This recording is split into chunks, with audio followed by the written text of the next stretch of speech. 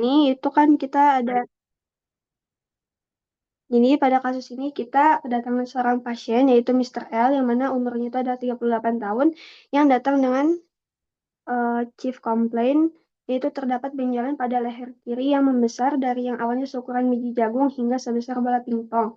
Nah, keluhan ini itu disertai dengan keluhan benjolannya itu muncul sejak 6 bulan yang lalu dan membesarnya itu mulai sejak 2 minggu terakhir. Nah, terus dia ini juga mengalami penurunan berat badan sebanyak 8 kilo dalam 1 minggu terakhir. Terus dia ini juga mengalami demam dan suka berkeringat pada malam hari. Nah, untuk pas historinya adalah dia pernah mendapatkan antibiotik tapi tidak ada perkembangan juga. Nah, hasil pemeriksaan fisiknya yang pertama itu kalau dari leher kirinya itu terdapat benjolan dengan diameter 2-4 cm yang hangat dan tidak dapat digerakkan. Terus batas-batasnya juga jelas. Kalau misal hasil pemeriksaan di bagian aksila kirinya itu terdapat dua benjolan yang diameternya itu 2-3 cm hangat dan tidak dapat digerakkan. Nah, batas benjolannya itu juga terasa tegas. Kalau untuk hasil lab examination-nya itu adalah ESR-nya itu meningkat. Terus kalau misal hasil biopsinya itu ditemukan sel tumor yang bulat, padat, oval, dan ditemukan sel-sel inflamatori. Terus habis itu ditemukan juga polimorf dan juga hypertraumatic nucleus. Nah, hasil pemeriksaan IHC-nya itu adalah CD20-nya positif, CD5-nya positif, dan juga CD30-nya itu positif. Nah, jadi karena eh, ditemukan benjolan pada lehernya, yang mana dia itu banyak lymph node di situ. Jadi pertama-tama itu jelasin tentang lymph node dulu. Ini eh sebentar. Oke, jadi lymph node itu adalah struktur yang dia tuh eh, benjolan yang kecil, bulat dan berbentuk kacang dan dia ini terdapat di sepanjang pembuluh limfatik. Nah, fungsinya itu yang pertama adalah sebagai tempat untuk filtrasi, tempat penyimpanan sel imun, terus untuk aktivasi respon imun, penghancuran patogen dan juga sebagai tempat untuk transport cairan.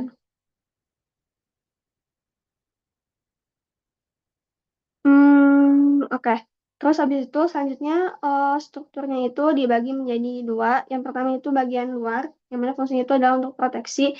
Dia itu ada dua, yaitu kapsul dan juga trabekula. Nah, kalau yang bagian dalam itu fungsinya buat filtrasi. Dia tuh ada tiga struktur. Yang pertama itu adalah cortex. Nah, di cortex ini ada yang namanya germinativum center, yang nanti bakal aku jelasin lebih lanjut di proses limfopoiesis. Terus kemudian di sini juga ada yang namanya sinus subscapular, yang mana dia itu nerima darah dari pembuluh limfa aferen. Nah terus selanjutnya itu ada parakorteks, yang mana dia itu nggak ada nggak ada apa namanya, tidak memiliki nodul limfoid dan di sini tuh banyak limfosit T. Terus selanjutnya lebih dalam lagi tuh ada medula, yang mana dia itu eh kalau di sini sih massa jaringan limfoid berbentuk tali yang mengandung limfosit B, T dan juga plasma yang memproduksi antibodi.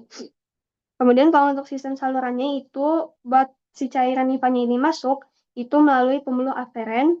Terus selanjutnya itu ada sinus. Terus untuk cairannya itu keluar itu melalui pembuluh eferen.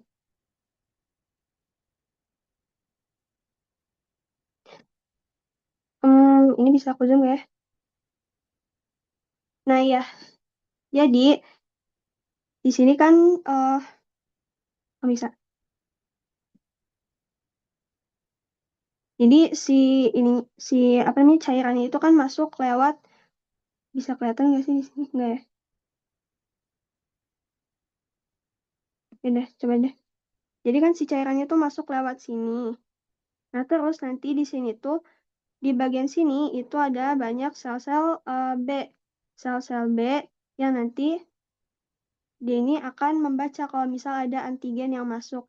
Nanti ini aku overview dulu ya. Nanti lebih lanjutnya bakal aku jelasin di apa namanya? Di limfopoiesis.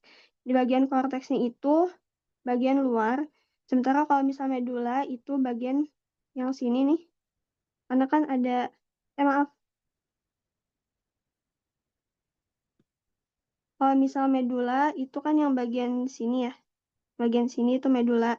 Kalau misal yang parakorteks itu yang di sini. Bagian sini itu adalah parakorteks. Nah, terus si pembuluhnya. Oh, nanti deh aku jelasin abis di sistem limfatik. Lanjut dulu, Mi.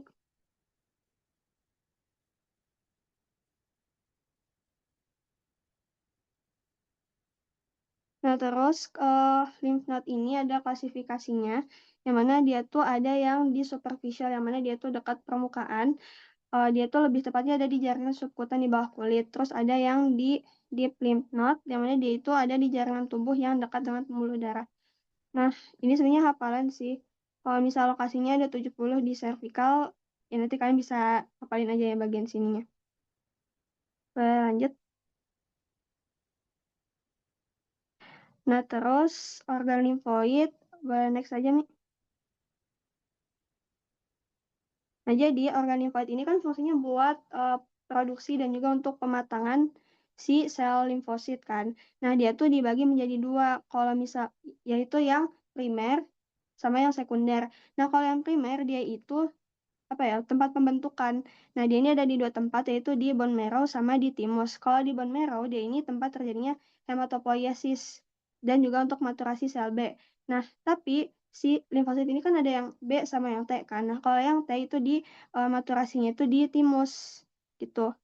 Nah, di timus selain buat maturasi sel T, dia juga untuk tempat sekresi hormon. Nah, selanjutnya kalau misal yang organ limfoid sekunder, dia itu untuk aktivasi sel imun dan juga penyaringan antigen. Nah, dia ini ada di beberapa tempat. Yang pertama itu adalah di nodus limfa, yang mana dia itu untuk filtrasi cairan limfa tadi dan juga untuk aktivasi sel imun. Kemudian di spleen, yang mana dia itu adalah tempat penyaringan untuk filtrasi darah dan juga untuk tempat terjadinya hemolisis. Terus ada di tonsil dan Peyer's patches atau MALP, yang mana kalau misal apa namanya, dia itu adalah tempat penyaringan kalau misal antigennya itu masuk melalui melalui saluran pencernaan atau saluran pernapasan. Kalau misal dia ini masuk lewat saluran pernapasan, maka yang bakal nyaringnya itu adalah si tonsil. Kalau misal dia ini kalau misal buat nyaring dari saluran pencernaan itu melalui si Peyer's patches gitu. Lanjut. Nah, ini sebenarnya bisa dilihat aja ya, kan tadi udah sempat dijelasin. Kalau misal tonsil sekitar sini, kalau misal timus di sini. Oke, lanjut. Terus kalau untuk sistem limfatik, dia itu fungsinya itu sebagai drainase dan juga sistem pertahanan tubuh. Tapi di sistem limfatik juga terjadi proses penyerapan nutrisi. Contohnya adalah penyerapan lemak. Terus,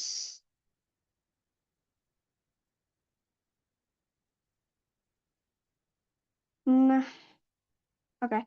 Komponen daripada sistem limfatik ini ada 4. Yang pertama itu adalah cairan limfa. Jadi dia itu adalah plasma darah yang merembes dari kapiler ke jaringan tubuh. Nah, ini kayaknya aku langsung aja deh lanjut ke alirnya. Oke, jadi kan tadi alurnya tuh awalnya dari kapiler limfatik.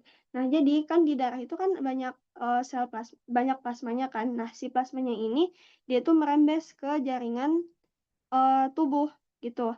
Nah, nanti dari jaringan tubuh, nah, dari jaringan tubuh dia ini akan dikumpulkan di pembuluh limfatik kan.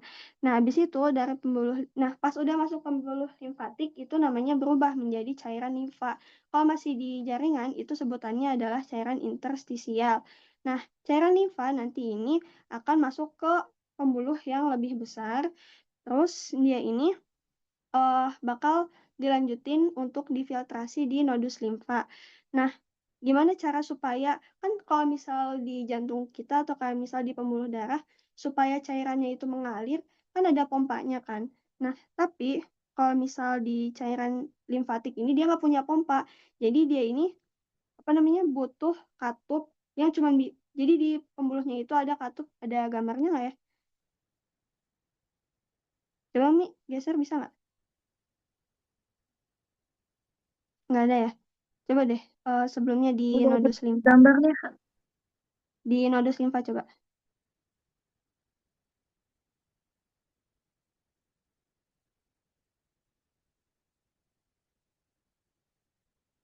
Ah ya, di sini. Ini kalau misal kita lihat, ini ada katup-katup yang dia tuh cuma bisa, ya cuma bisa kebuka satu arah doang.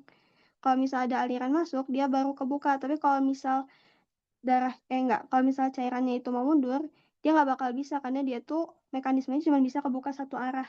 Nah, gimana sih cairan limfa ini tetap bisa bersirkulasi di tubuh kita? Caranya itu dia ini untuk melawan gravitasi dia tuh dengan menggunakan ini kerjasama sama kontraksi otot. Jadi ketika ototnya itu berkontraksi, otot kita ini berkontraksi, otomatis itu akan menekan si pembuluh limfanya kan. Nah, saat itulah si cairan limfanya ini akan terdorong lanjut ke lymph node ataupun lanjut ke pembuluh yang lebih besar. Kayak gitu. Boleh lanjut nih yang tadi.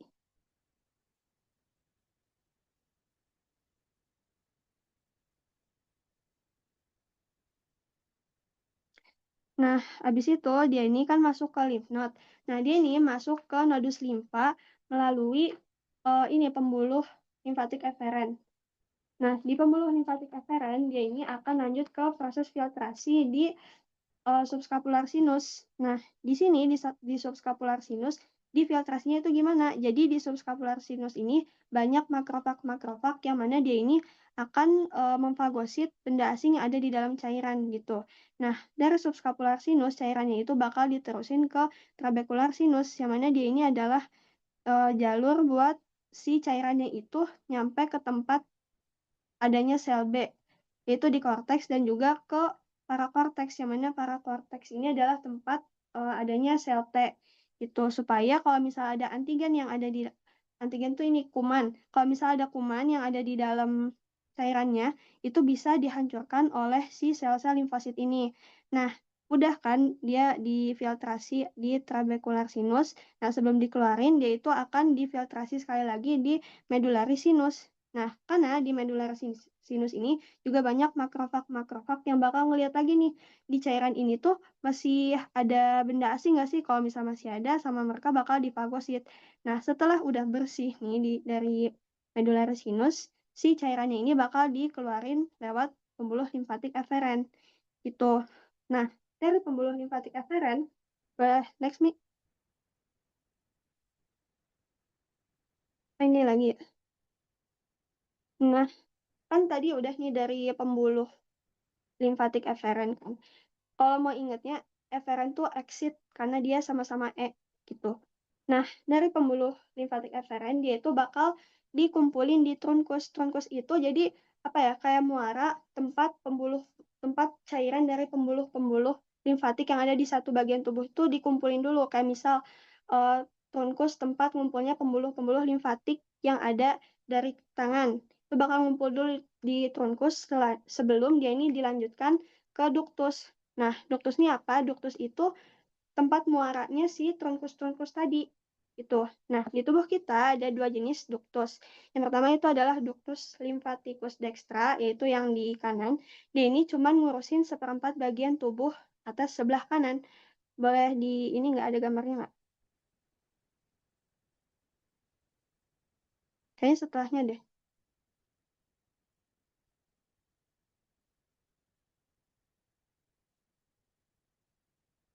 Nah, iya ini. Nah, kalau misal yang ductus lymphaticus dextra, dia tuh cuma ngurusin seperempat bagian dari tubuh kanan atas.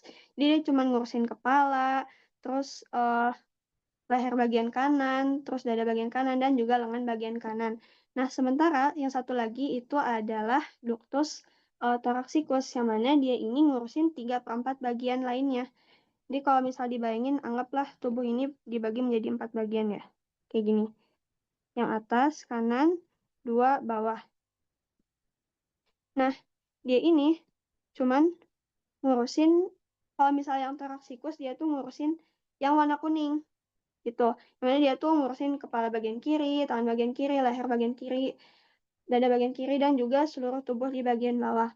Nah, pembuluh limfatik dari tubuh bagian bawah itu bakal transit dulu sebelum dilanjutin ke ductus thoraxicus tadi. Maka ini bakal transit di sisterna kili. Ini. Maka bakal ngumpul dulu di situ sebelum mereka ini diteruskan ke ductus thoraxicus, ya ke ductus thoraxicus.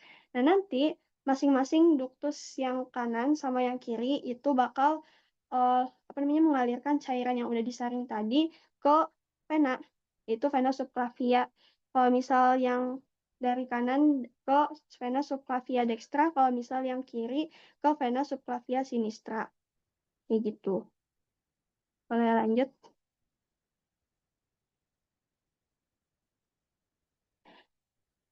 Hmm, kayaknya lanjut limfopoiesis deh.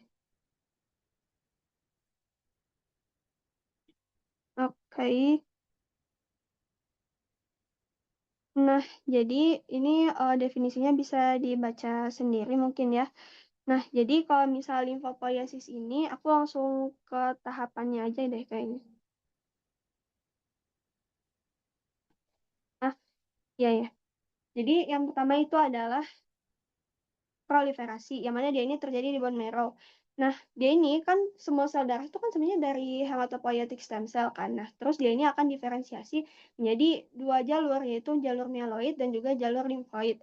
Nah, kalau jalur eh, yang membentuk limfosit itu dari jalur mieloid. Nah, caranya itu gimana? Jadi, kan nanti dia ini udah berdiferensiasi menjadi limfoid progenitor kan. Nah, tahap ini itu terjadi tanpa perlu ada infeksi. Jadi dia ini terjadi terus-menerus gitu. Nah, terus selanjutnya itu adalah tahap diferensiasi.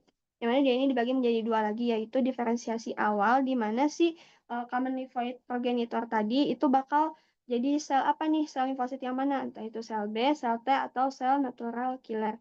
Nah, terus selanjutnya itu adalah diferensiasi akhir, yang mana dia ini terjadi setelah si selnya itu bertemu dengan sel B. Enggak, setelah si selnya itu bertemu dengan antigen.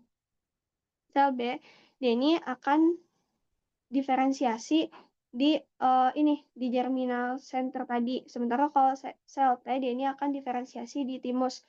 Kalau sel B dia ini nantinya akan menjadi sel plasma yang mana fungsinya itu adalah untuk mensekresi dan juga memproduksi antibodi. Sementara kalau misal sel B itu bikin antibodi yang lebih cepat.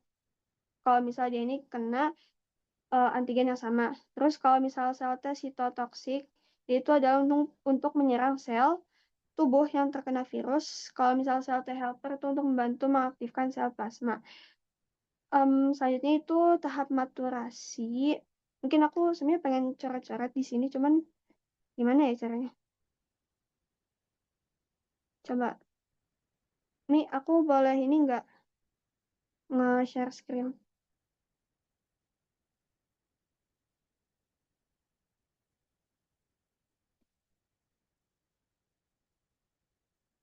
Nih ya,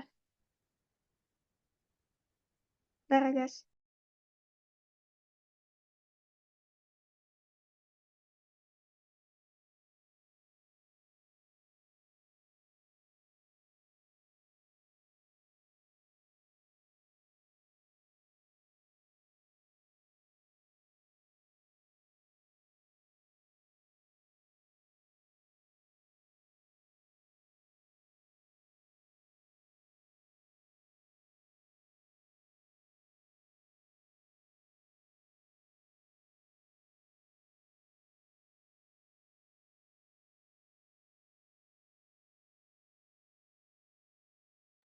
Udah kelihatan belum?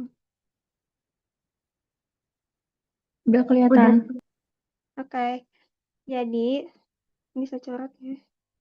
Oh ya. Nah, jadi si sel ini kan akan mengalami hematopoiesis di bone marrow sini kan. Nah, nanti si sel B itu akan mengalami apa ya? Sebenarnya dia maturasinya di bone marrow kan, tapi dia ini akan diaktifasinya itu di uh, lymph node, di nodus limfa. Sementara kalau misal sel T, dia ini akan di timus maturasinya. Nah, kalau misal sel T, dia ini akan menjadi sel T sitotoksik dan juga sel T helper. Kalau misal yang sitotoksik, dia itu tanda pengenalnya adalah CD8. Kalau misal yang sel T helper, dia ini tanda pengenalnya adalah CD4 gitu. Jadi sel itu selain punya, kalian kalau pernah dengar MHC, dia juga punya MHC atau MCH ya, di antara MHC. Dia juga punya CD untuk pengenal selnya. gitu. Nah, kalau misal pada sel-sel yang apa namanya? Yang dia tuh apa ya? Sel imun kayak misal sel B, terus makrofag atau enggak sel dendrit, maka tuh punya MHC tersendiri. Jadi MHC tuh ada dua, kalau dari yang aku tahu. Yang pertama itu adalah yang MHC1, yang mana dia tuh dipunyai oleh semua sel tubuh, semua jenis sel tubuh. Nah, tapi kalau misal MHC2 dia ini hanya dimiliki oleh sel-sel kayak makrofag, terus sel B, dan juga sel dendrit. Nah, habis itu si sel B ini dia akan diaktifasi di germinativum center gitu. Nah, jadi di germinativum center dia tuh ada 3 lapisan. Yang pertama itu adalah marginal zone, yang kedua itu adalah mantle zone, dan yang ketiga adalah germinal zone gitu ya. Jadi ada germinativum center, ada germinal zone, beda. Nah, terus si sel B, sebenarnya kan sel B kan udah maturasi di bone marrow kan. Nah, tapi dia itu belum apa ya, belum spesifik gitu. Jadi dia tuh masih naif lah kalau misal di sini sebutannya. Dia tuh belum pernah berikatan dengan antigen. Nah, dia ini bakal masuk. Nah, terus di mental zone dia ini akan dipertemukan dengan antigen-antigen. Yang titik-titik merah ini itu adalah antigen. Nah, nanti dia ini kan punya aku belum nambahin ya. Dia ini punya ini apa namanya? Pas dia keluar dari bone marrow tuh dia udah punya reseptor yang namanya itu adalah B cell receptor atau BCR. BCR. Nah, si BCR ini dia tuh kan adalah reseptor untuk si sel B yang masih naif ini berikatan dengan ini antigen-antigen yang ada di mental zone. Nah, nanti di mental zone selanjutnya dia ini akan masuk ke germinal center. Nah, di germinal center dia ini akan mengalami proliferasi. Dia ini akan memperbanyak diri di khusus ini sebenarnya nice to know aja, tapi dia tuh proliferasinya itu di dark zone. Di sini dia kan udah apa namanya? Mitosis ya, udah proliferasi si sel B-nya ini. Nah, habis itu setelah dia proliferasi, dia ini bakal dievaluasi, bakal diseleksi. Kalau misal kemampuan dia ini, si selnya untuk berikatan dengan antigen itu bagus, kalau misal kemampuan untuk megang si antigennya itu kuat, maka dia bisa lolos. Tapi kalau misal dia ini kemampuan untuk berikatan dengan si antigennya itu jelek, maka dia akan diapoptosis. Ini seharusnya. Tapi kalau misal pada Hodgkin, pada sel kanker ini, dia nggak mau mati. Jadilah dia menjadi klasik Hodgkin lymphoma. Dan juga non-Hodgkin lymphoma. Nah, tapi aku lanjutin dulu ya di sini. Nah, sel-sel yang berhasil lolos, yang kemampuan untuk berikatan dengan antigennya itu baik, dia ini akan bertemu dengan sel T helper. Nah, sama sel T helper, si gimana ya jelasinnya? Si sel T helper ini bakal ngebaca ini, bentar aku ganti deh, bentar.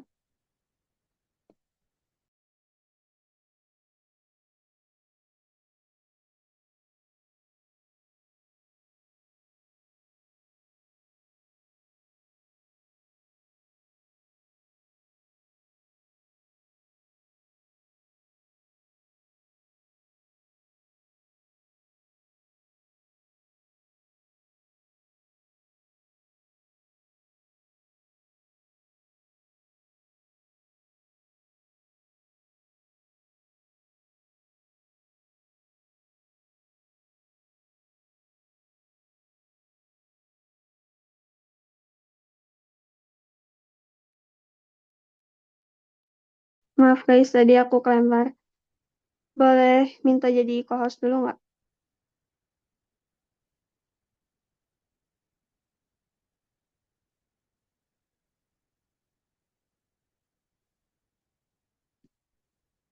Udah ya, Fat. Oke.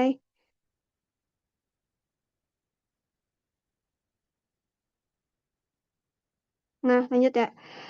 Abis itu, ini kan si sel B-nya kan yang udah berpegangan sama patogen sama antigennya.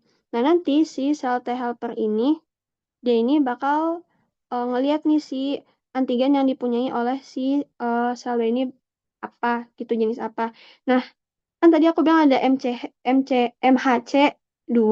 MC MHC2 ini dia itu cuma dimiliki oleh si sel-sel yang apa ya, yang polisi lah istilahnya.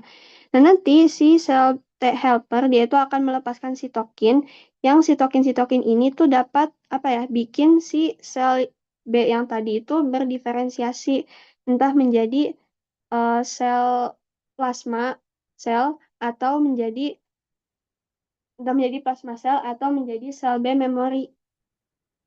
Ntar bisa ya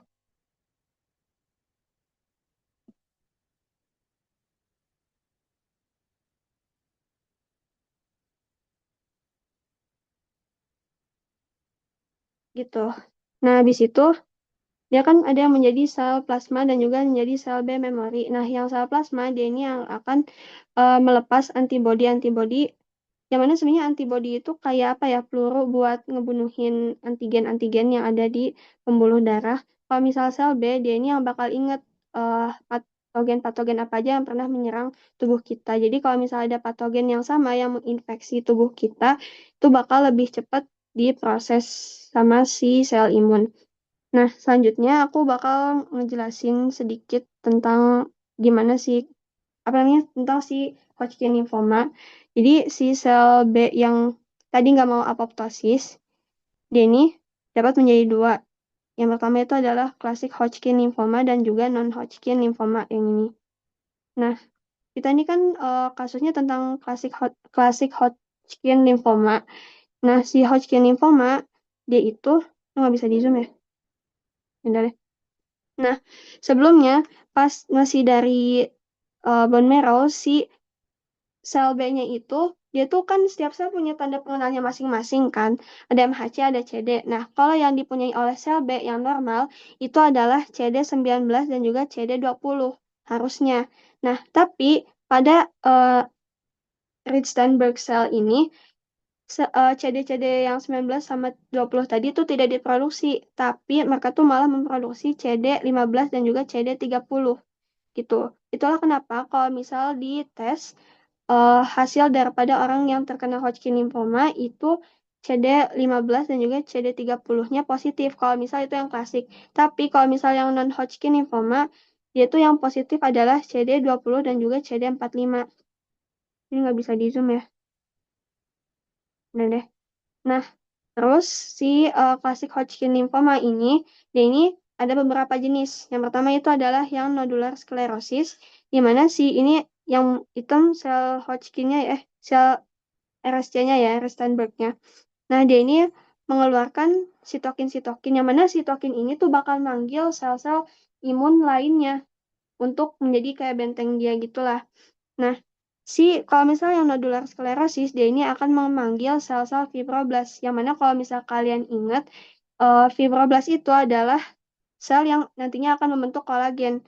Nah, itulah kenapa kalau misal di histologinya itu, enggak, klasik Hodgkin lymphoma yang nodular sklerosis itu bakal muncul nodul-nodul kayak gini. Karena di sini itu bakal banyak fibrosis kayak gitu. Nah, terus yang kedua itu adalah yang mixed cellularity, yang mana dia ini sel-sel Rich-Steinberg-nya itu bakal manggil bukan cuma satu jenis sel imun doang, tapi dia juga manggil eh, sel-sel imun yang beda-beda jenisnya. Contohnya kalau misal di sini itu bakal ditemukan eosinofil. Eosinofil itu kalau misal yang kalian lihat di apa namanya, di bawah mikroskop itu warnanya agak pink-pink gitu sitoplasmanya. Nah, itulah mixed cellularity. Dan dia juga bakal ketemu sel limfosit yang normal bakal ketemu juga. Nah, terus yang selanjutnya itu adalah yang limfosit rich, yang mana si sel Rich-Steinberg-nya ini dia tuh manggilin sel-sel limfosit yang normal. Ini nanti aku zoom lagi, cuman aku jelasin dulu secara umumnya ada apa aja kayak gitu. Nah, yang paling parah itu adalah yang terakhir, yaitu limfosit depleted Hodgkin lymphoma. Yang mana dia itu kayak pas dilihat di bawah mikroskop tuh cuman apa ya? Nggak cuma sih, cuman maksudnya banyaknya tuh sel ini sel-sel Hodgkin-nya. Nggak banyak sel limfosit, nggak banyak sel-sel lain, cuman banyaknya itu didominasi oleh sel-sel Rich-Steinberg cell ini. Kayak gitu. Aku mau ngezoom bentar.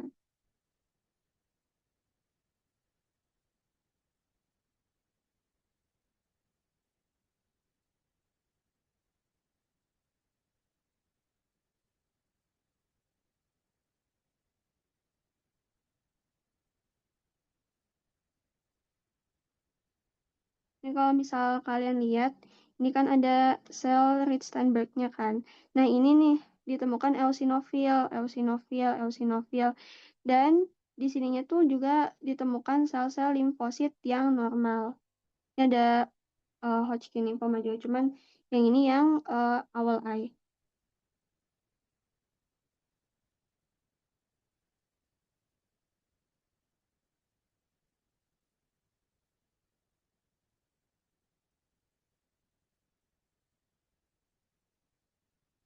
Nah, kalau yang ini itu yang limfosit depleted, yang mana dia tuh prognosisnya paling jelek. Pokoknya prognosis yang paling jelek itu adalah limfosit yang depleted, yang mana dia tuh yang banyak ditemukan itu sel-sel Rich-Steinberg-nya ini ada. Terus ini juga banyak. Dan di sini tuh sel-sel limfositnya atau sel-sel lainnya tuh cuman sedikit. Jadi ini adalah yang paling berbahaya. Kalau misal yang lainnya itu prognosisnya masih apa ya, masih bagus lah. Walaupun ya nggak bagus sih kalau misal kena kanker. Cuman maksudnya prognosisnya tuh masih bagus. Tapi kalau misal Hodgkin itu adalah yang limfosit depleted, itu adalah yang paling jelek prognosisnya. Kayak gitu. Kayaknya itu aja dari aku.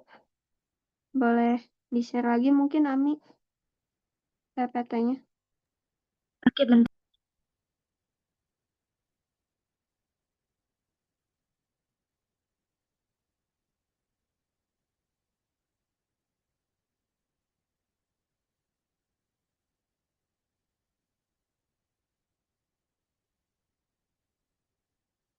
Tapi sampai sini ada yang masih nggak jelas nggak guys? Kalau misal ada yang mau ditanyain, boleh mungkin nanti aku bakal coba jelasin ulang.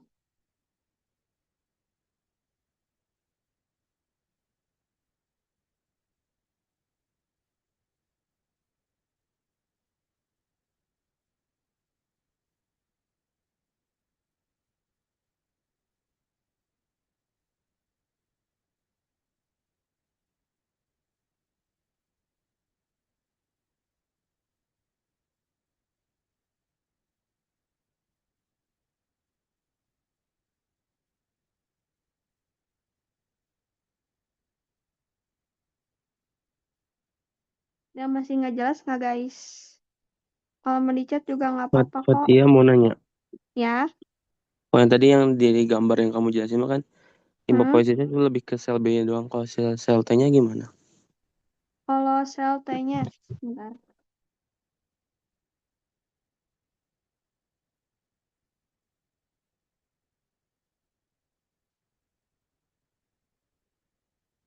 Hmm, Kayaknya karena Hodgkin lymphoma itu lebih cenderung ke sel B. Sebenarnya kalau misalnya non Hodgkin dia ke sel T sih. Ada kemungkinan ke sel T walaupun dikit kemungkinannya. Jadi kayaknya aku baru nyiapin yang sel B. Cuman mungkin nanti aku bakal kirimin ke kamu kalau misal kamu mau nanti aku jelasin lagi. Oke, makasih Fatia. Ya, ada lagi nggak guys?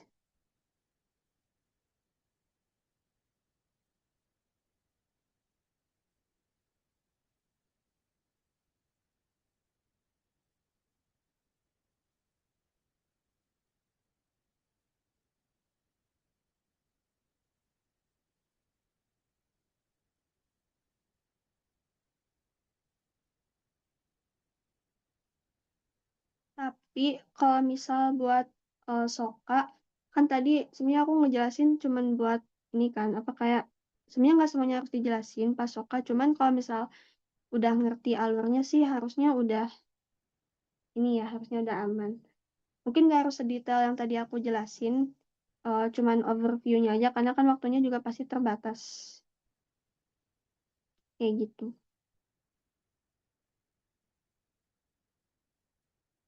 Hmm, kalau buat limfopoiesisnya, paling yang dijelasin itu kan tadi ada 3 tahap kan, proliferasi, diferensiasi, sama maturasi. Paling dijelasin di mana tempatnya, terus apa yang terjadi, proses utama apa yang terjadi di situ. Kayak misal kalau di tahap maturasi kan mainly-nya tentang maturasi sel B dan juga sel T. Terus kalau misal diferensiasi itu kan yang tadi ada 2, ada yang di bone marrow, ada yang di akhir kan, yang sel B entah itu menjadi sel B plasma atau memori, sama sel T entah dia menjadi sel T helper atau sitotoksik. Kayak gitu. Jadi nggak usah yang kayak sedetail itu sih. Tapi kalau misal emang ada waktu untuk menjelaskan lebih detail sih, pasti lebih baik sih harusnya. Kayak gitu. Sama tadi kan pas limfopoiesis, itu kan ada, eh, kalau misal yang Red Steinberg cell, dia kan menghasilkan CD 30 sama 15 ya.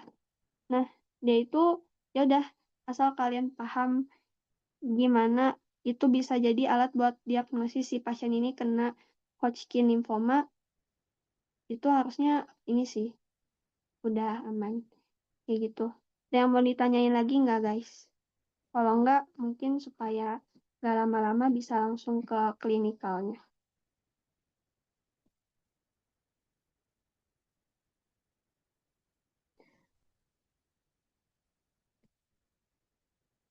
Oke, kalau nggak ada sekian dari aku. Kalau ada yang mau ditanyain chat aja ya guys. Aku fast respon kok. Kayak gitu. Mungkin boleh lanjut sama Ami buat clinical science-nya. Oke, lanjut ke klinikal ya. Jadi kan pada pasien kita ini itu terjadi abnormalitas pada sel-sel limfosit kan, makanya dia terjadinya limfoma. Nah, di sini limfoma itu merupakan sekelompok penyakit yang disebabkan oleh limfosit ganas yang dia itu numpuk di lymph node. Nah, jadi itu menyebabkan ciri khas klinisnya itu limfadenopati.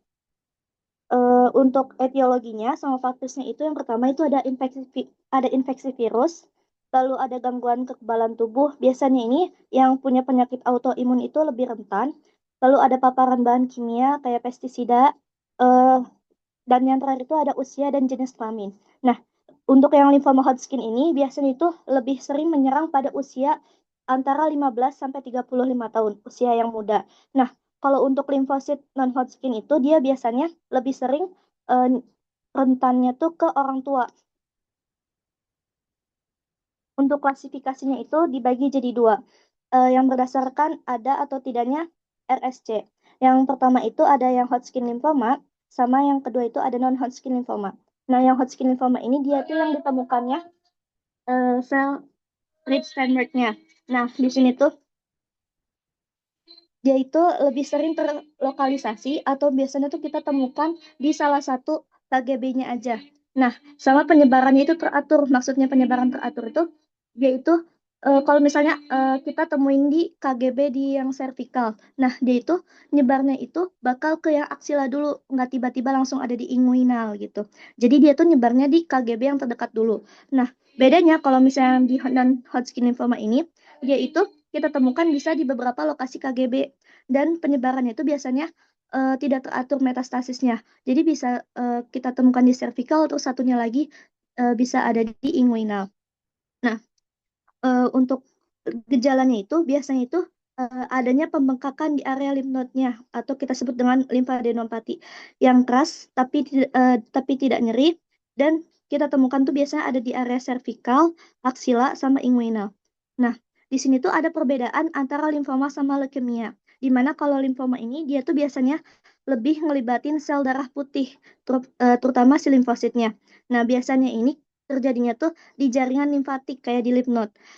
Sama ciri khasnya itu ada limfadenopati. Nah, kalau buat yang leukemia ini, dia itu melibatkan berbagai jenis sel darah putih. Jadi lebih banyak gitu sel darah putihnya, bukan limfosit doang. Nah, ini tuh biasanya tuh terjadi itu karena ada kerusakan di bone marrow-nya. Ciri khas klinisnya itu biasanya itu ada anemia. Nah, di sini itu ada hallmark of cancer-nya.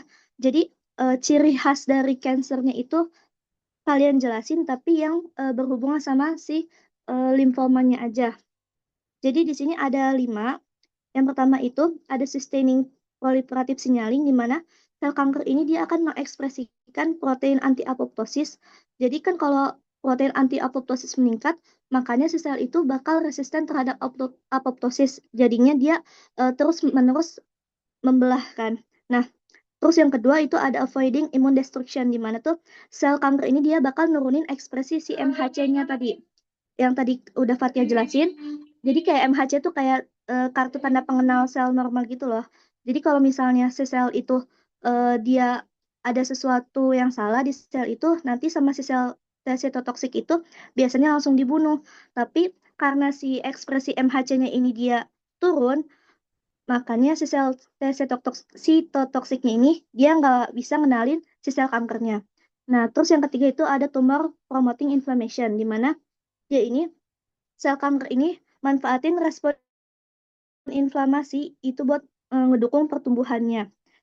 Yang keempat itu ada activating invasion sama metastasis, di mana tuh ketika terjadinya inflamasi ini dia itu akan merusak si ECM jaringan sekitarnya, sehingga si sel kanker ini dia itu lebih mudah buat nyebar ke sel ke dia itu lebih mudah buat masuk ke aliran darah dan nyebar ke organ yang lainnya. Nah, yang kelima itu ada genome instability dan mutation, di mana tuh sel inflamasi ini dia akan ngelepasin si ROS. Dia itu kayak reactive oxygen species, kayak racun gitu buat si selnya ini, yang bisa ngerusak DNA sel-sel sekitarnya juga. Jadinya kalau DNA kalau misalnya terjadi mutasi sel sekitarnya juga bakal nambah si mutasi yang barunya. Terus karena pada pasien kita ini kan ditemukan sel RS ya, dan sel RS ini merupakan salah satu ciri dari Hodgkin lymphoma.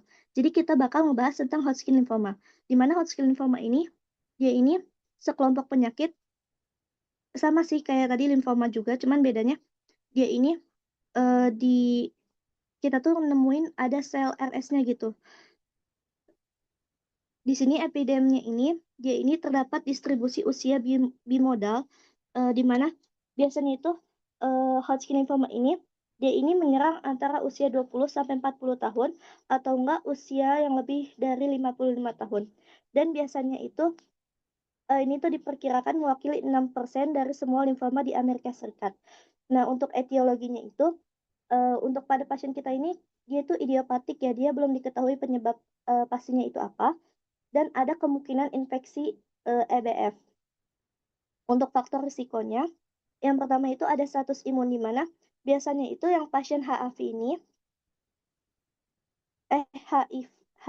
dia ini akan memiliki risiko yang lebih tinggi.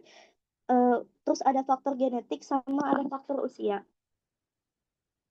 Nah, jadi kalian abis ngejelasin kan definisi, terus tuh epidem, terus tuh etiologi sama faktris. Nah, nanti kalian langsung jelasin patogenesis sama patofisiologinya dulu. Jangan disimpan di akhir patgen sama patfisnya, tapi kalian jelasin dulu setelah faktris, baru kalian lanjut ke manifest. Nah, jadi di sini untuk patogenesisnya itu, yang pertama itu kan ada Mr. L, 38 tahun.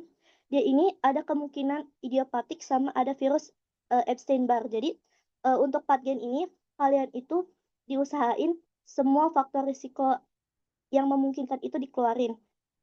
Bukan yang terjadi pada pasien aja, tapi secara umumnya itu apa aja sih yang bisa terjadi gitu. Nah, kan di sini kan selain idiopatik, dia itu bisa terkena dari virus Epstein-Barr ya kan. Nah, dari kedua ini tuh, dia itu bisa menyebabkan mutasi sel B di germinal center. Jadinya nanti akan resisten terhadap apoptosis, di mana kalau resisten terhadap apoptosis, proliferasi sel B ini dia akan meningkat. Nah, kalau misalnya terus-menerus ini, dia akan menjadi transformasi menjadi sel RS, di mana nanti sel RS ini dia ini akan mengeluarkan sitokin yang akan menarik sel inflamasi yang lainnya. Terus si sel RS ini juga dia akan menyebabkan kehilangan ekspresi dari MHC kelas 1-nya tadi yang buat tanda pengenal selnya itu. Sehingga dia ini akan terhindar dari sel T-nya. Nah, Karena dari menarik sel inflamasi sama terhindar dari sel T-nya ini, dia ini bisa terhindar dari sel imun. Jadi tuh si sel kankernya itu nggak dibunuh sama sel imun tubuh kita. Jadinya sel RS bakal terus berkembang dan menjadi si Hodgkin lymphoma. Nah, untuk yang patofisiologinya itu tuh eh, kalian bisa langsung dari yang akumulasi di jaringan limfoid aja. Dari akumulasi di jaringan limfoid itu, dia ini kan akan melepaskan sitokin, terus ada pembesaran lymph node dan ada membutuhkan nutrisi lebih banyak untuk berkembang dengan cepat. Nah, dari yang melepaskan sitokinnya dulu, dia ini akan menaikkan set point di hipotalamus di mana ketika set point itu naik, dia akan menyebabkan demam dan ada keringat malam. Nah, dari melepaskan sitokin juga dia ini akan menyebabkan menariknya sel inflamasi yang lainnya kayak ada eosinofil, terus tuh neutrofil dan yang lainnya itu sehingga si sel kanker ini akan terhindar dari sel imun dan lebih memudahkan dia buat invasi dan metastasis ke organ yang lainnya. Nah, kalau misalnya dia metastasis misalnya ke paru-paru, dia ini bisa menyebabkan sesak nafas. Kalau ke spleen, dia bisa menyebabkan splenomegali. Dan kalau misalnya ke hepar, dia bisa menyebabkan hepatomegali. Nah, dari akumulasi di jaringan limfoid juga otomatis dia akan terjadi pembesaran si lymph node-nya. Nah, atau kita bisa sebut dengan limfadenopati. Untuk eh, Terus juga si sel RS ini kan dia tuh membutuhkan nutrisi lebih banyak ya untuk berkembang dengan cepat. Makanya dia ini akan mengaktifkan glikolisis anaerob supaya kan karena glikolisis anaerob ini dia akan menghasilkan ATP yang lebih besar ya kan. Nah, tapi efek sampingnya itu dia menghasilkan laktat juga sehingga ketika laktat meningkat ini dia akan menyebabkan mudah lelah. Lanjut ke manifest, di mana manifestnya ini kita bisa ada 3 di sini, ada limfadenopati, ada B symptom, sama splenomegali. Nah, kalau misalnya limfadenopati ini merupakan kondisi pembesaran dan perubahan pada lymph node akibat infeksi peradangan, penyakit autoimun atau kanker.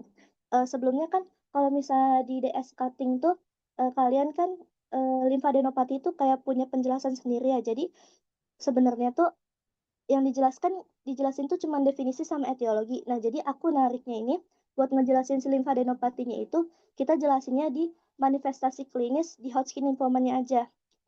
Jadi ngejelasin si definisinya sama etiologinya.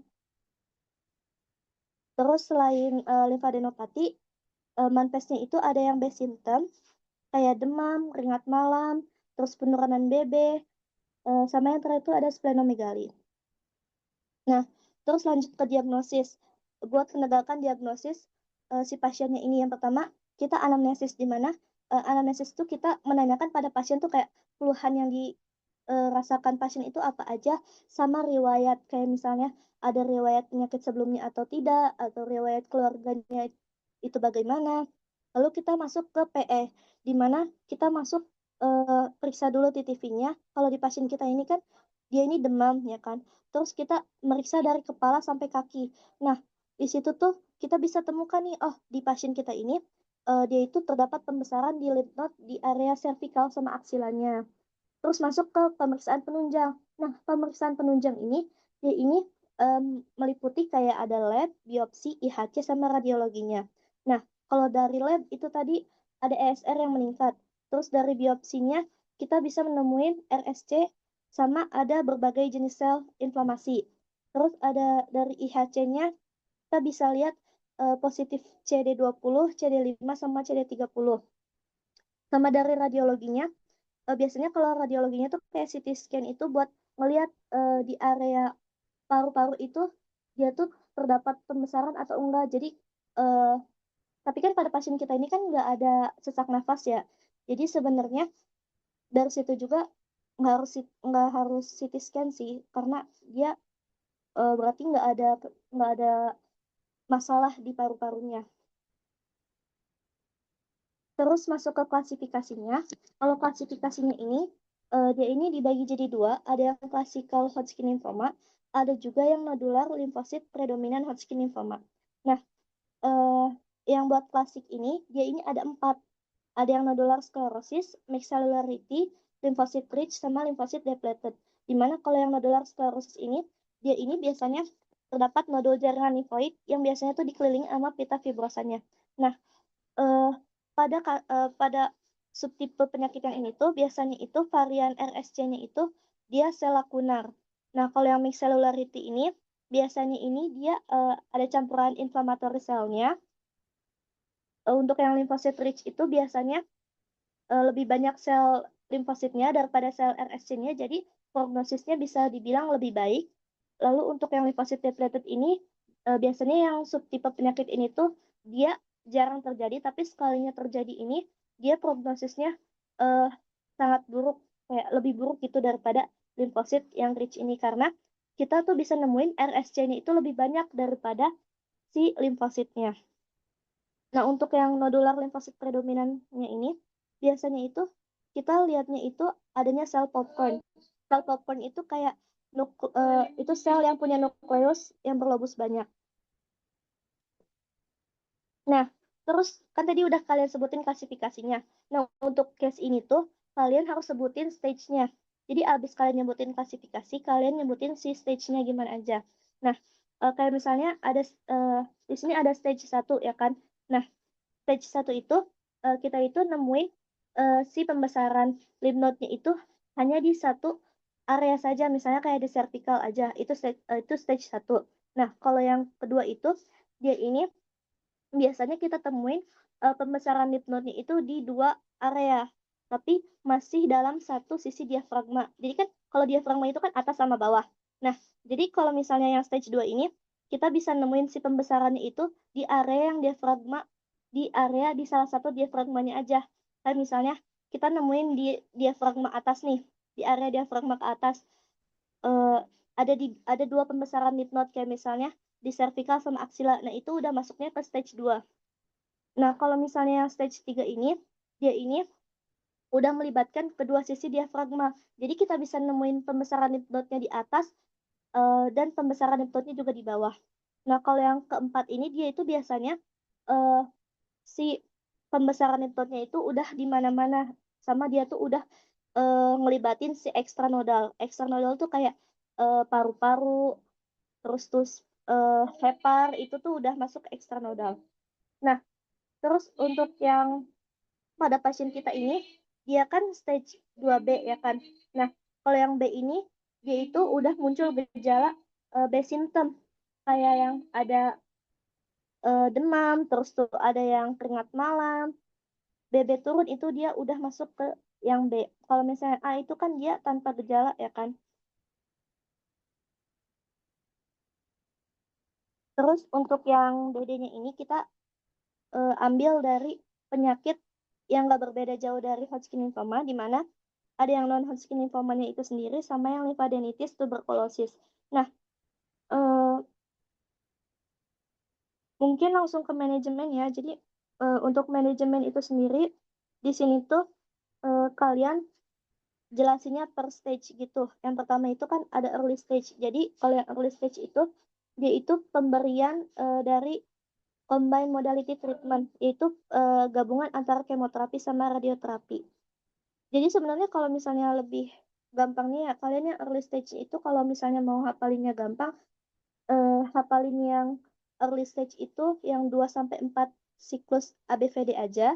Terus yang advance-nya itu bisa kalian hafalin yang 6 sampai 8 siklus ABVD. Terus yang assessment of response itu kalian bisa hafalin dua-duanya. Sama kalau yang terakhir itu kalian bisa hafalin yang kemoterapi dosis tinggi. Itu buat singkatnya. Kalau mau ngapalin semuanya juga nggak apa-apa. Nah, terus di sini komplikasinya. Kalau komplikasi yang aku ambil itu ada yang berdasarkan dia akibat dari penyakitnya itu sendiri ataupun dari akibat pengobatannya. Nah, kalau akibat dari penyakit ini tuh biasanya kan sel kanker ini dia tuh kan bakal terus menyebar ya, bakal terus berkembang dan metastasis ke organ yang lainnya. Jadinya tuh kalau misalnya dia metastasis ke organ lain, otomatis tuh dia akan merusak sistem di organ tersebut, kayak misalnya si sel kankernya ini metastasis ke area paru-paru. Nah, mungkin karena dia metastasis ke area paru-paru, kita tuh dapat komplikasi di pasiennya itu kayak misalnya dia lebih ada obstruksi pernafasan. Jadi tuh dia gampang sesak nafas. Terus kalau dari akibat pengobatan ini biasanya itu tuh resiko munculnya kanker sekunder akibat dari kemoterapi. Nah, untuk prognosisnya itu, dia itu kan bergantung usia, stadium, sama histologinya. Namun, biasanya tuh 85% ini pasien tuh dapat sembuh. Nah, tapi untuk pasien yang dia itu positif HIV, dia ini biasanya lebih buruk prognosisnya karena imunnya kan juga terganggu kan. Terus kita masuk ke patomekanisme. Jadi patomekanisme di sini tuh dimulai dari yang Mr. L 38 tahun, dia itu idiopatik karena di page kita ini dia tuh nggak ada keterangan sama sekali kayak dia ini pernah vaksin EBV atau apa-apa gitu kan. Jadi ngambilnya amannya itu idiopatik. Nah, terus karena idiopatik ini dia mutasi sel B di germinal center. Nah, ketika ada mutasi sel B di germinal center ini, dia akan menyebabkan proliferasi sel B ini meningkat. Karena proliferasi sel B meningkat, dia ini makanya CD20-nya ini positif. Nah, jadi sebenarnya CD20 ini buat nandain kalau si sel ini tuh originnya memang dari sel B gitu, sel kanker ini tuh. Nah, nanti dari proliferasi sel B meningkat ini, dia akan berubah menjadi RSC. Nah, kalau ada RSC berarti CD30-nya otomatis bakal positif ya kan. Nah, dari RSC ini dia akan mengaktifkan jalur NFKB di mana NFKB ini kayak eh yaitu yang ngasih instruksi ke tubuh kita tuh buat manggil si protein-protein gimana ya.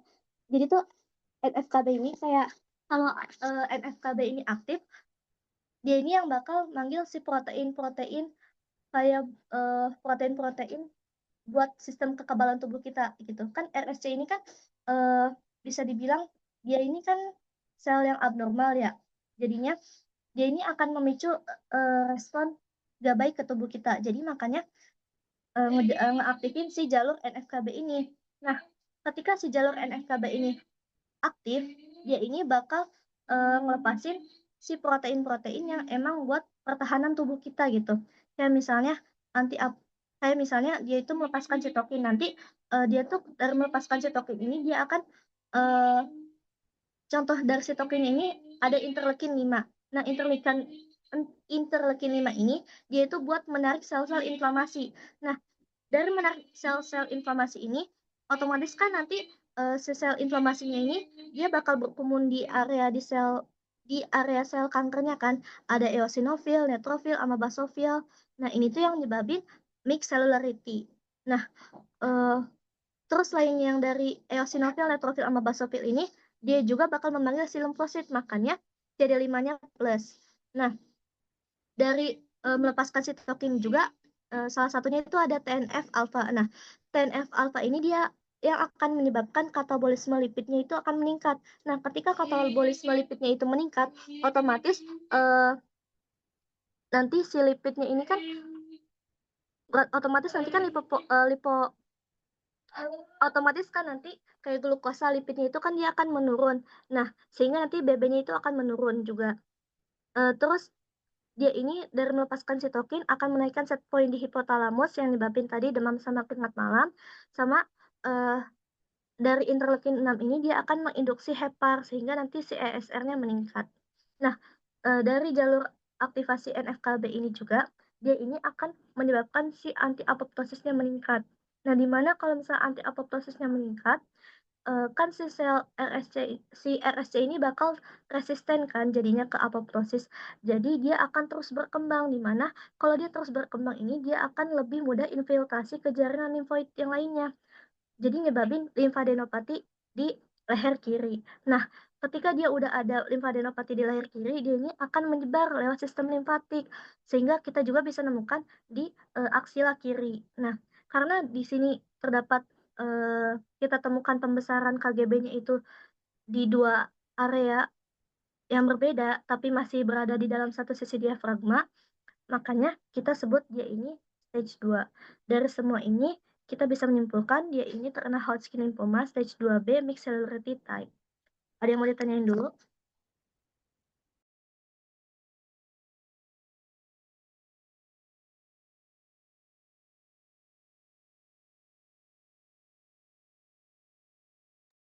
Kalau ada yang kurang jelas bisa ditanyain.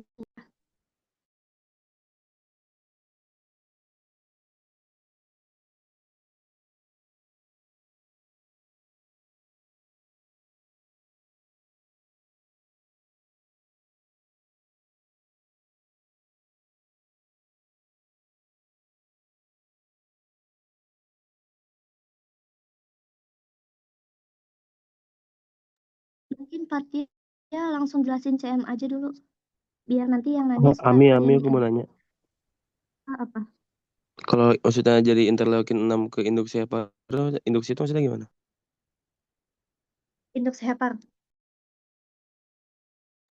Bentar. Iya, jadi kan induksi apa tuh apa gitu? Maksudnya kayak ngapain?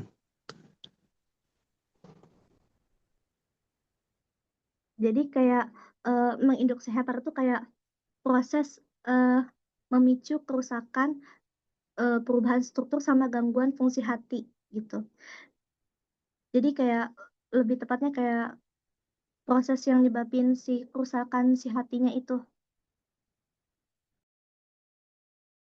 Oh, oke. Makasih. Iya, masalah.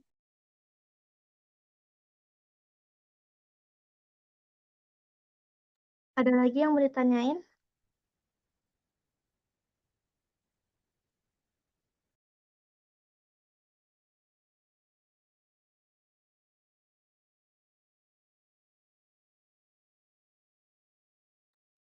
Kalau enggak lanjut ke CM ya.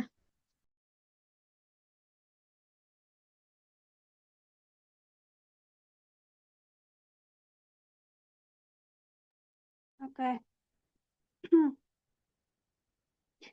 Ini dari CM-nya itu, kalau untuk di kotak besarnya yang ditulis itu yang pertama kalau CC-nya itu adalah benjolan di leher kiri yang tumbuh, terus AC-nya itu adalah BB-nya turun 8 kilo, terus ada keluhan demam dan juga keringat malam. Terus hasil pemeriksaan fisiknya adalah BMI-nya turun dan ditemukan nodus di aksila dan juga di leher. Terus kalau misal hasil pemeriksaan lab-nya itu ESR-nya naik, pemeriksaan IHC-nya itu adalah CD20-nya positif, CD5-nya positif dan juga CD30-nya positif. Terus diagnosisnya itu adalah Hodgkin lymphoma stage 2B mixed celularity type dengan B symptoms. Nah, jadi dia ini kan terjadi pembesaran. Pertama itu dari ininya dulu, basic science-nya dulu. Nah, kalau dari basic science-nya itu kan terjadi pembesaran di nodus limfa. Nah, dari situ dibahas definisi, fungsi, struktur, dan juga lokasinya ada di mana aja. Nah, habis itu nodus limfa ini kan merupakan bagian daripada organ limfoid. Nah, oleh karena itu saya akan menjelaskan mengenai definisi, struktur, dan juga klasifikasi daripada organ limfoid. Nah, dari klasifikasinya itu nanti akan dibagi menjadi dua, yaitu yang primary dan juga yang secondary. Nah, terus si nodus limfa ini merupakan pembesaran daripada nodus limfa ini menyebabkan fungsi daripada sistem limfatiknya itu menjadi terganggu. Nah, selanjutnya saya akan menjelaskan tentang sistem limfatik mengenai definisi, fungsi, elemen atau komponennya dan juga aliran limfatiknya itu kayak gimana. Nah, karena fungsi daripada sistem limfatiknya itu terganggu, maka proses uh, limfopoiesisnya pun jadi terganggu. Dari limfopoiesis ini akan dijelaskan definisi dan juga prosesnya, yang mana akan dibagi menjadi 3 tahap, yaitu proliferasi, diferensiasi, dan juga maturasi.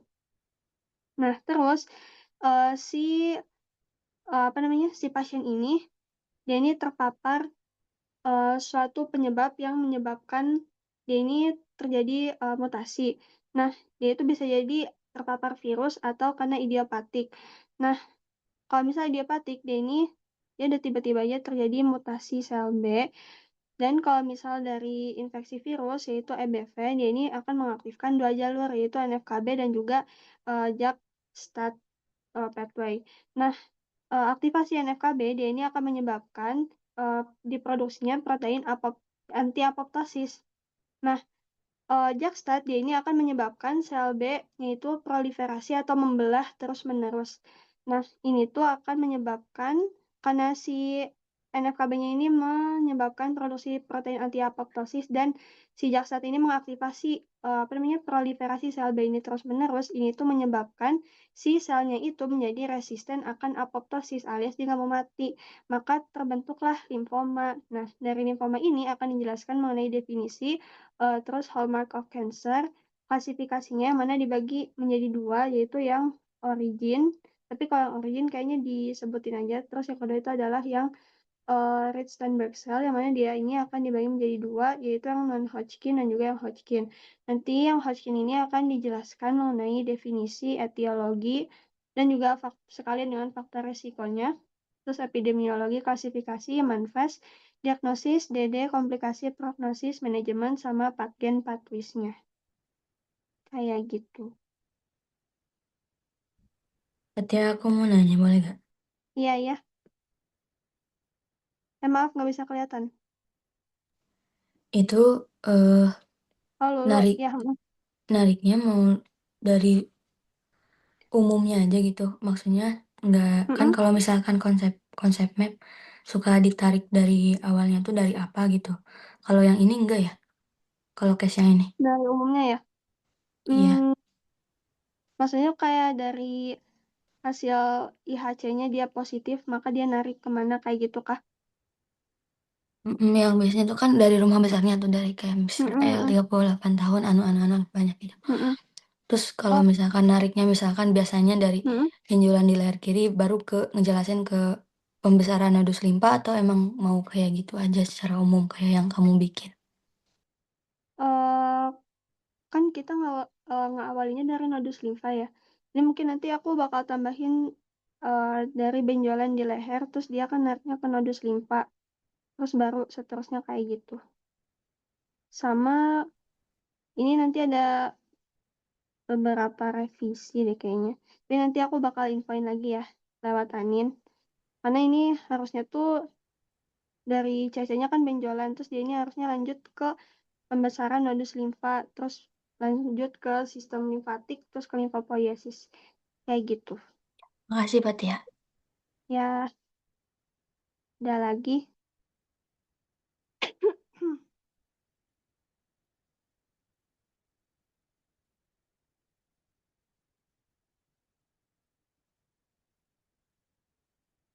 Kalau mau di chat juga boleh guys, atau di WA mungkin.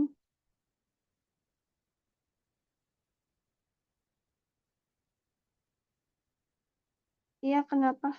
Mana ya?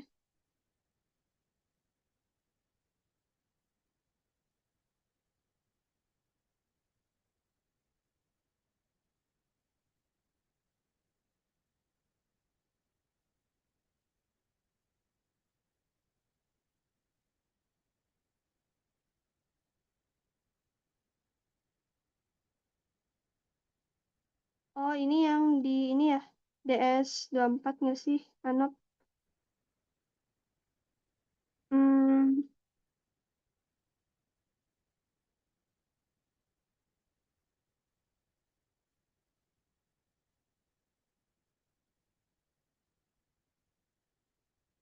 oh, ini sebenarnya kalau misal di aku tuh, kalau misal yang DS25 itu kan lebih ngejelasin tentang aliran besarnya ya. Kalau misalnya di DS24 tuh, kalau misalnya aku lihat, dia tuh lebih menjelaskan lewat jalur mana, ngalirin kemana, gimana ya.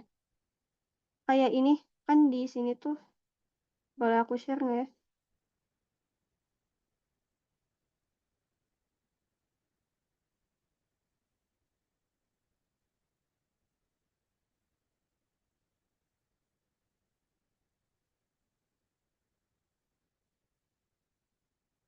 Nih, hmm, oke. Ini kalau misal yang ini tuh, kalau misal aku lihat dari DS24, itu lebih ke ini, kan ini ada subclavian vein, jugular vein. Ini tuh sebenarnya lebih ke apa ya, jalurnya gitu loh. Kalau misal yang di DS ini tuh, sebentar. Ya, kalau misal yang di DS25 tuh, dia lebih ke apa ya, lebih ke secara umumnya. Kalau misalnya yang di DS24 tuh lebih ke lewat jalur mananya tuh lebih detailin kayak gitu. Tapi kalau menurut aku apa ya? Secara umumnya pun harusnya udah aman sih. Tapi kalau misal mau ngafalin lebih jelasnya pun pasti better sih. Kayak gitu. Terus kalau misal yang ini dia pindah ke jalur dua saluran utama. Ini tuh ductus. Jadi ya ini ductus yang dextra yang kanan. Kalau ini yang ductus yang apa namanya? Yang sinistra.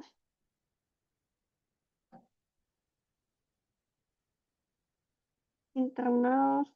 Nih, dia kan ngalirin dari subclavian dan juga jugular vein kan. Jugular vein kan dia ngalirin dari kepala dan juga leher. Terus, iya, jadi kalau misal mau disatuin dua-duanya, kalau misal apa namanya, yang ductus thoraxicus, kan tadi aku nyebutinnya tuh cuma subclavian kan, tapi dia kalau misal mau lebih dirinciin, kalau misalnya dari kepala itu dia lewat jugular vein kayak gitu. Ada yang mau ditanyain nggak?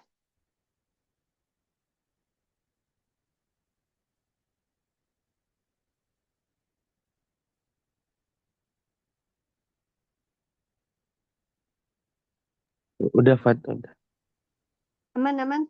Kayak Insya Allah. ada lagi nggak guys? Mumpung masih nge-zoom.